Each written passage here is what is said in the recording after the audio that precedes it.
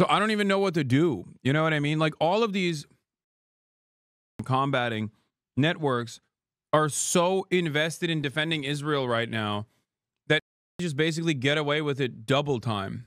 Like they get away with it because they can tie Judaism and Jews back to Israel at a time when, you know, nobody likes Israel.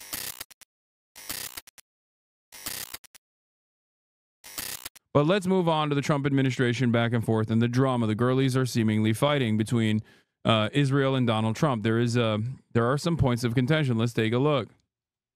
No one was happier to see Trump elected than Israeli Prime Minister Benjamin Netanyahu. But is that still the case? Trump's first term had delivered major wins for Israel. The scrapping of the Iran nuclear deal, the assassination of Iranian General Qasem Soleimani, the Abraham Accords with the Gulf states, and the moving of the U.S. Netanyahu expected more of the same from Trump's return. And it seemed that way at first, with Trump removing Biden's sanctions on some violent settlers in the occupied West Bank and lifting Biden's hold on 2,000-pound bombs to Israel. But despite the initial honeymoon, Israel Hayom reported that relations have reached a low point with mutual disappointment on both sides. Now, as Trump hints at a big announcement to come on Gaza and reports say he's pressuring Israel for a ceasefire, the president seems to have lost his patience with the Israeli premier and is making policy choices for the both of them. First was the Witkoff effect in January, when Trump's envoy to the Middle East, Steve Witkoff, pulled Netanyahu into a meeting on Shabbat and forced him to agree to a ceasefire deal he'd spent months rejecting. But the Trump administration has also been holding talks without Israel and with some of its staunchest opponents. Axios revealed in March that the US had been holding secret direct talks with Hamas without telling Israel. Then in April, the US and Iran began talks to limit Iran's nuclear program in exchange for the removal of US sanctions in their highest level contact since 2018, surprising Netanyahu with the news at a press conference. It's a similar deal to the one Israel encouraged Trump to scrap in 2018. With the US set to enter its fourth round of talks soon, Trump has said the deal is well on its way. But Israel's Channel 12 has reported that Israel is deeply concerned that talks are very, very advanced, that they will reach a bad deal that doesn't meet Israel's conditions, and that the US is not sharing enough information with Israel on key points, all of which it says is deeply disturbing. Israel had drawn up plans to strike Iran's nuclear facilities in May, but Trump rejected these, preferring a diplomatic rather than military approach, and Israel couldn't conduct the plans without US assistance. But it's not just Iran. One Israeli official said the country was blindsided by Trump announcing a ceasefire with the Houthis on Wednesday, days after the group's attack on Israel's Ben Gurion airport. Despite the Houthis saying that they would continue attacking Israel, Israeli representatives were unable to obtain information from White House officials until a full 24 hours after Trump's announcement. The US has been pursuing major policy initiatives without including Israel. It's talked with Hamas over the release of American captives, it's talking with Iran on limiting its nuclear program, and it's talked with the Houthis about their disruption of international shipping rather than their attacks on Israel. It's not a surprise, it's Trump's America First doctrine, which is also why his upcoming visit to the Middle East includes Saudi Arabia, the UAE, and Qatar, but not Israel despite its requests. Can't offer Trump the kind of deals he's hoping to sign in the Gulf. I'll say a couple things here.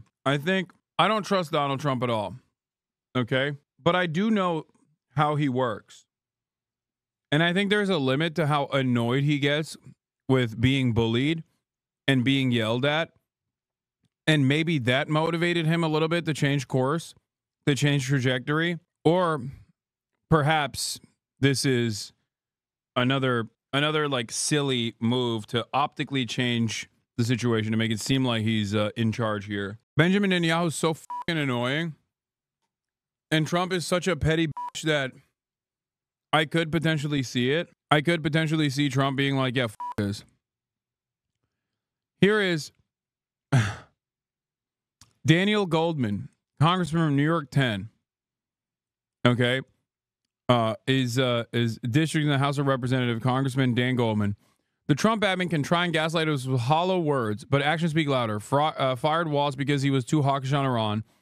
Entered into a deal with the Houthis that excludes Israel. Pursuing Saudi deal without Israel normalization. Trump is abandoning Israel. Dude, who cares? Like, what are you f***ing insane? What is this? Like, when I see a Democratic Party congressperson criticizing Trump in this way, I'm like, dude, you're an American congressperson. Like, what the f*** are you saying? What are you saying? What are you doing here? How psychotic. You know, they'll go around saying, oh, this is so terrible. Would you do it? Is you're giving up something up top in order to make people in the middle income and the lower income brackets save more. So it's really a redistribution. And I'm willing to do it if they want. I would love to be able to give people in a lower bracket a big break by giving up some of what I have. But Trump wants to tax the rich and decouple us from Israel and reinsert the Iran denuclearization agreement. Marxist Trump, he's back. Because of that statement. And then on the salt. But I don't think they're going to be doing it, but I actually think it's good politics to do it where richer people give up, and it's a very small, it's like a point, but they give it up to benefit people in lower income. And then on the salt tax credits, Mr. President, there are some Republicans who say, why is it that these 45 other states should be paying taxes to alleviate the tax burden of New York? Or it's only because those states are behind, very badly behind, and those people were affected very badly. And, you know, the sad part is oftentimes they were affected badly because you had bad management in those states, like in California with Newsom and, you know, people. So you had some bad management. But that's being worked on now, and they may do a piece one way or the other. It's a very complex issue, but I think it's being worked out. I think it's going to be. It has not been settled yet, but they'll settle it up pretty quickly. Are you considering, Mr. President, what parameters have you given Scott Bessent on negotiating with China this weekend? We have to make a great deal for America. Are you going to be disappointed if he comes back without a deal? No, not a great deal. We're not doing business with China right now. You know, we lost $1 trillion last year with China, $1 trillion. So if you're not going to do business with them, you're not going to lose $1 trillion. But we lost. I want China to do great. You know, I'm very friendly with President Xi. I have great respect for him and for China. But we can't continue to allow them to do what they did. When I was president, they paid hundreds of billions of dollars in tariffs and taxes. And then Biden screwed it all up. What he did to this country between the border and between all of the other problems, the wars, everything, what he did to this country should never be forgotten. But one of the things he did is the trade was so bad and so imbalanced. So I think we're going to come back with a fair deal for both China and us. Have you given Bessent a number of how low you're willing to go? Yeah, I am.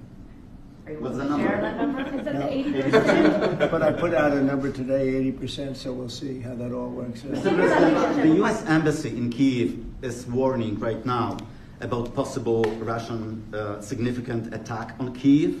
What's your message for Putin? I have a message for both parties. Get this war ended.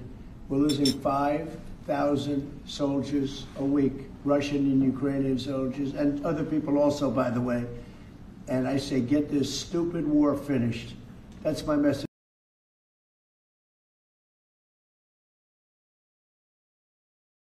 For both of them. Thank you very much. We'll see you in a little while. Thank you, Press. We're heading out. Thanks, guys. Thank you.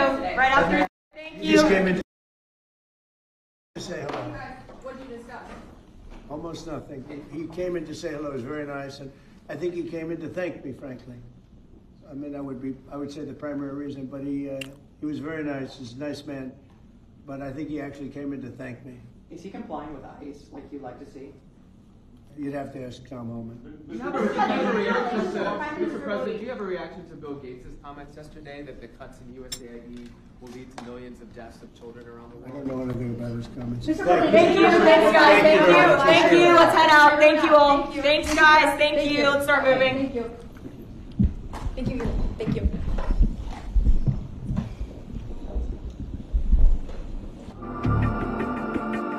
Damn. Central Committee said today, as we discussed, when it's smart to declare bankruptcy, people laughed at the fact that Trump has 6 bankruptcies, but I saw there's a shrewd operator who knows what the system has to offer and how to get it.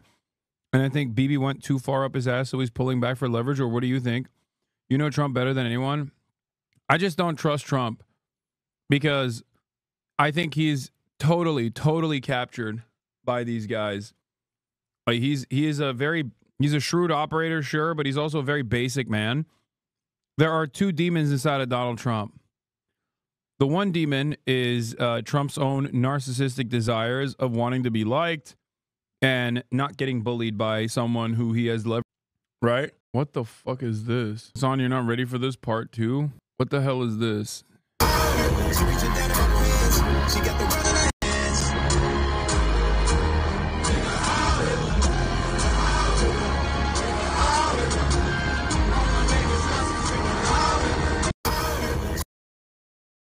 Who are these people? Why am I supposed to know what the fuck's going on here? What is happening with the world, bro? I'm like,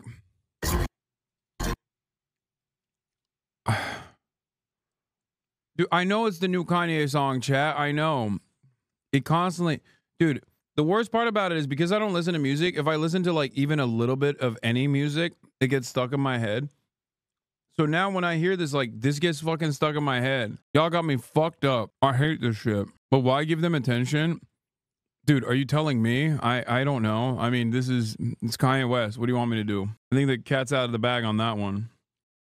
Or, as one senior Republican senator put it to an Israeli politician, why should he go to Israel? To help these deals, Trump has reportedly removed normalization with Israel as a condition for granting Saudi Arabia access to civil nuclear power, which had been a key point in Biden's planned deal. Instead, the Trump administration has warned Israel that it would be excluded from any US-Saudi deals if it did not end its war on Gaza. Haaretz reported on Friday that Trump has pressured Israel to reach a ceasefire with Hamas before next week's visit, warning that Israel would be left on its own if it did not join the US in making progress. Unlike the Gulf, Israel seems to be losing, not gaining, connections with the Trump administration. Jared Kushner, who played a key role between the two countries in Trump's first term, has stayed away from politics in Trump's second term. On the one hand, I want people like that, like the Kanye West lovers, to feel embarrassed and to at least feel like there's societal pressure that they can't get away with doing shit like that. But on the other hand, all of the networks of influence that normally would deal with that sort of thing are too busy, too predisposed with people like myself. So I don't even know what to do. You know what I mean? Like, all of these anti-Semitism combating networks are so invested in defending Israel right now that Nazis just basically get away with it double time. Like, they get away with it because they can tie Judaism and Jews back to Israel at a time when, you know, nobody likes Israel. And also on top of that, they literally turn around and focus all of their efforts on, stop, dude. They focus all their efforts on anti-Zionists. Israel's typical strategy of pressuring US presidents by using other politicians as counterweights has not worked either. Netanyahu and his strategic affairs minister Ron Dermer thought they had a back channel into the White House via former national security advisor Mike Waltz, who was a traditional Republican foreign policy hawk. But Trump dismissed Waltz for coordinating with Israel about potentially striking Iran without him. The rest of Trump's cabinet believed that the US should either reduce its force abroad or redirect it to China. And whereas Netanyahu used congressional Republicans to try and corner Obama, he can't do the same now. Republicans are all loyal to Trump, and so there's no one to outflank the president with from the right. The two remain in cooperation over Iran nuclear talks and plans to bring aid into Gaza, for example. But the US seems to be making its own decisions on the region, leaving Israel to catch up afterwards. It seems Netanyahu is finding out that America first really does mean America first, even for its closest ally. There's not much left. Like, we got to dive a little bit deeper into this. Because U.S. Ambassador to Israel, Mike Huckabee, who is a real freak. Like, I mean, he's more pro-Israel than most, like, ultra-Zionist Jews are. Okay? Because he's an evangelical Christian. And those guys are some of the biggest fucking freaks when it comes to Israel, because they don't necessarily care about Jews at all. I mean, obviously they don't. They just care about, like, sending Jews either by force or voluntarily to the greater Israel so that they can trigger the rapture. And even he came out strong and said it's reckless and irresponsible for press to allege that POTUS and Israeli Prime Minister are not getting along. Bibi has spent more time with real Donald Trump than I have in the past 3 months, and I'm his ambassador. But he also literally said that Israel doesn't get to dictate American foreign policy. We do. You know what I mean? I just don't see Donald Trump genuinely saying, like, fuck Israel, we're going to do this our way.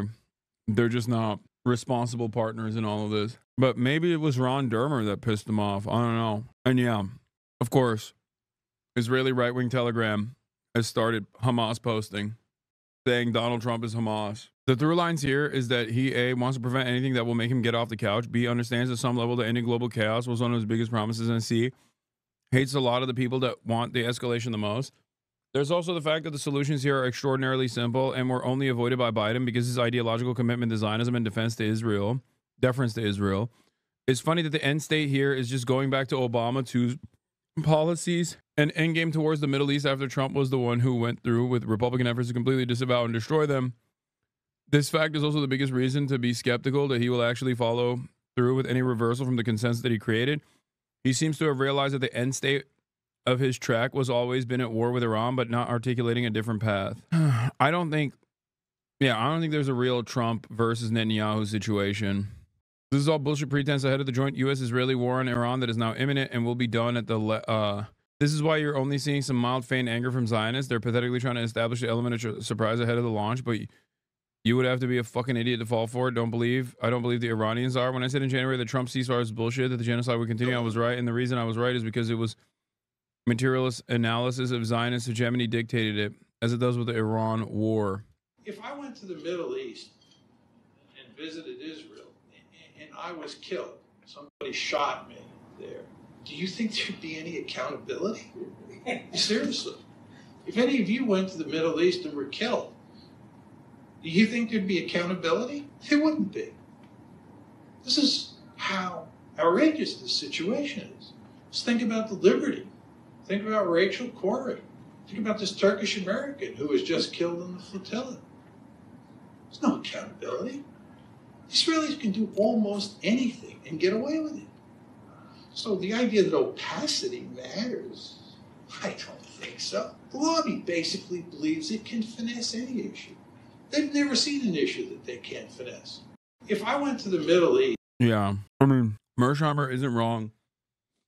And I think a big part of that, like I said, is because Israel greatly escalated its sophisticated influence operations after the dissolution of the South African apartheid, because they learned from the mistakes. And that's precisely where we're at. Israel also is a much more valuable ally than South Africa is due to its geopolitical condition.